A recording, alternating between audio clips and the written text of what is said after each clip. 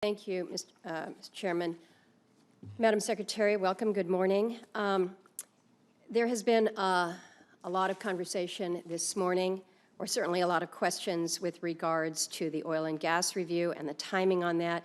Your department has consistently said that this is going to be released early summer. Well, we're beyond early summer. Last month, you testified before the House Natural Resources Committee that it will be coming soon.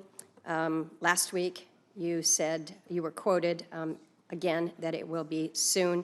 You have replied to Senator Manchin, Barrasso, Lankford, Smith this morning that it will be soon. So I'm not going to ask you when you think it's going to be coming, because I think I know what your answer is. And I still don't, none of us know what your answer is. And so I hope you can sense the frustration that so many of us have in anticipating this and wondering when we will be able to expect that you'll be in compliance with the judge's order. What I would like to ask of you, and you can provide me this in writing, is a list of stakeholders and entities that you've met with in Alaska, including state officials, ANCs, tribes, and private companies, as you've been doing this outreach for the review, and I would appreciate that in a timely manner. I want to switch to a subject that Senator Lankford touched on, and this is the 30 program that has now been rebranded America the Beautiful. I have shared with you and with others in the department my concern and my great frustration with the 17D1 withdrawals in the state of Alaska. These are the millions of acres that are in restricted status, despite the fact that the report commissioned by Congress specifically said that these withdrawals have outlived their intended purpose. They need to be lifted now. The concern that I have now is that one of the reasons there may be hesitancy on lifting these D1 withdrawals is out of a fear that the any measurable progress on the 30 by 30 goal could be impacted. You've kind of suggested to Senator Lankford in terms of how, I'm not quite sure how the department is measuring the total numbers of lands being conserved under this program. I think we've had, again, asked and not really answered on that. But can you tell me whether any of the 17D1 withdrawals that are lifted would be counted against the 30 by 30 goal? Senator, I can't give you an answer on that. In the conversations that my staff has had with stakeholders regarding 30 by 30, that issue has never come up. Okay, I'll be pursuing that to try to get a little more definition to that, because that's one of the only things that I can think of in terms of why we have been why we've been further delayed on the D1 withdrawals. I want to speak to an issue that I'm sure you can anticipate. Senator Hickenlooper recognized that you have been to small communities in Colorado, know that we are looking forward to your visit. I understand it will probably be in sometime in September.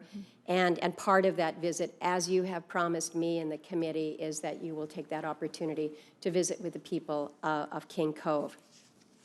Your department's been working with the state of Alaska, the Department of Transportation, regarding these special use permits to conduct the surveys for the road that we've been talking about. We've had some hiccups, but I think initially your staff was really working with mine. They were working with the state of Alaska to ensure that these permits could be issued in time for the summer field season. Everything seemed to be going really pretty much on track until the beginning of this month. And now we find out that literally at the 11th hour of these permits being issued, state already has contractors at the site preparing to begin work. And we find out that the department has rescinded the January 15 secretarial memo that was issued by Secretary Bernhardt. This was the basis for these permits being issued. In fairness, the state wasn't alerted that it had been withdrawn. We weren't alerted that it had been withdrawn. We had to find out that it had been requested through a media source.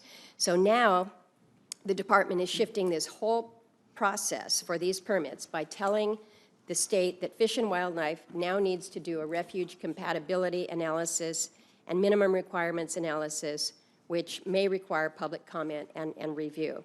So we've got a situation here where up until just literally days ago, maybe a week and a half ago, your department was working with the state, they were working with us for 6 months to shepherd these permits, and not once was there any indication that these permits would not be issued or that there was a problem for the basis of the permits and that the process was effectively going to need to be changed.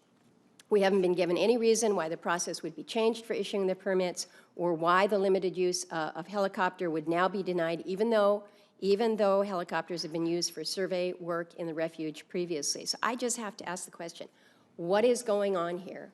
Why was the state not notified that this January 15th memo had been rescinded? And really what I need from you is I need a commitment that these permits are going to be issued. They're going to be issued not soon, but they're going to be issued in the next 2 weeks, and that the state be allowed to complete their survey work during this field season, as everybody had anticipated would be done. Senator, I will find out. I don't know why the state wasn't notified at this moment, but I will find that out, and I will need to get to the bottom of that.